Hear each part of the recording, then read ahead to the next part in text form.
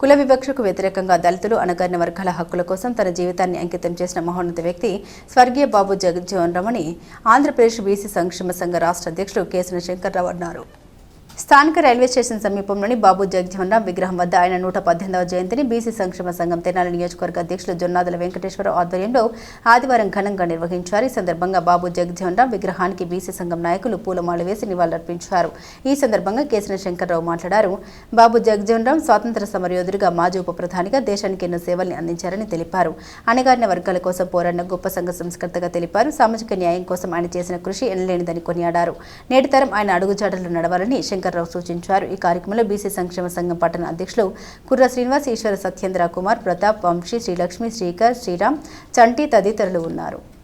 Andhra Pradesh BC సంక్షేమ సంఘం తరఫున ఈ రోజున 118 జయంతి సందర్భంగా బాబు జగజ్జీవన్ రామ్ గారి జన్మదినోత్సవ వేడుకల సందర్భంగా దేశం మొత్తానికి కూడా శుభాకాంక్షలు తెలియజేస్తూ ఉన్నాం.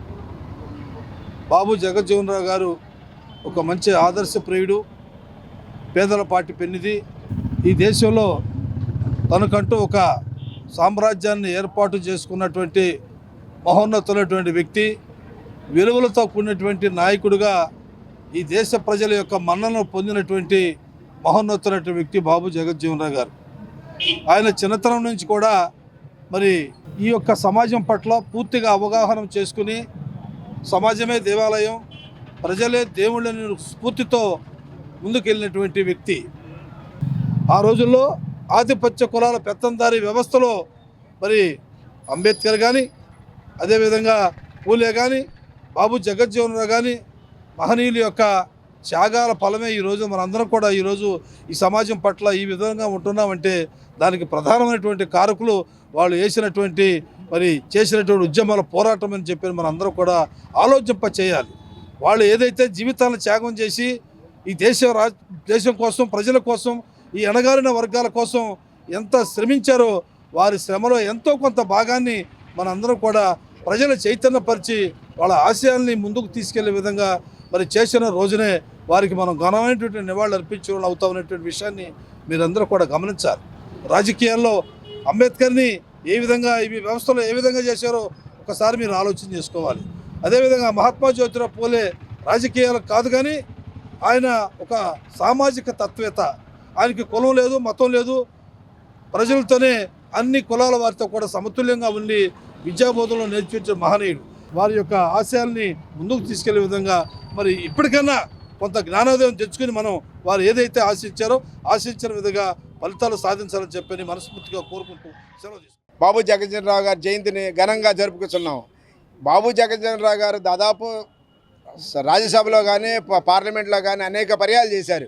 ఆయన విశేషంగా కృషి చేసింది ఏంటంటే 2 కుండల విధానాన్ని అబాలిష్ చేశాడు.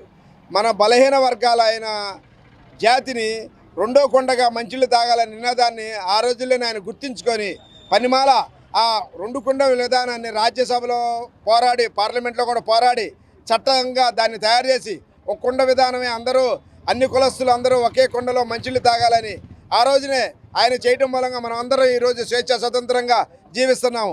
ఇట్లాంటి రాజ్యాంగం బాబాసాహెబ్ అంబేద్కర్ రచిస్తే ఆ రాజ్యాంగం అమలు చేయడానికి మన బాబా జగజ్జీవన్ రామ్ గారు కూడా అనేక కృషి చేశారు.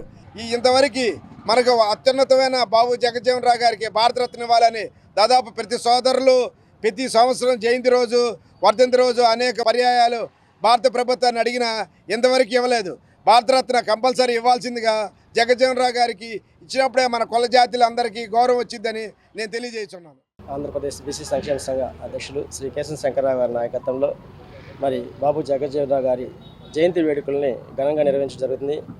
ముఖ్యంగా జగజ్జీవన్ రామ్ గారు స్వతంత్ర సమరయోధంలో ఎన్నో ఆటుపోట్లు ఎదుర్కొని ఈ స్వతంత్రం కోసం పోరాడి ఈ భారతదేశానికి స్వతంత్రం వచ్చినా కూడా ఆయన మొట్టమొదటి ఉప ప్రధానిగా వారు ఎన్నో సేవలు అందించారు. వారు అందించిన ఈ సేవలు, ఈ ఫలితం ద్వారానే, ఈ స్వతంత్రం ద్వారానే, ఓటు ద్వారానే ఎవరైనా సరే మన హక్కు సాధించుకోవచ్చు అని చెప్పేసి ఆలోచన అనేది డాక్టర్ బిఆర్ అంబేద్కర్ గారు కూడా తెలియపరిచారు. మన జాతి ఎవరైతే ఉన్నారో కింద జాతిలో ఉన్న వాళ్ళందరూ కూడా రాజ్యాధికారం ఏ రోజైతే మనం పరిపాలన ఎప్పుడైతే చేస్తామో మనకి నిజమైన హక్కు వస్తుందని చెప్పేసి కోరుకుంటూ ఈ రోజున ఇక్కడ నివాళులు అర్పించడం జరిగింది.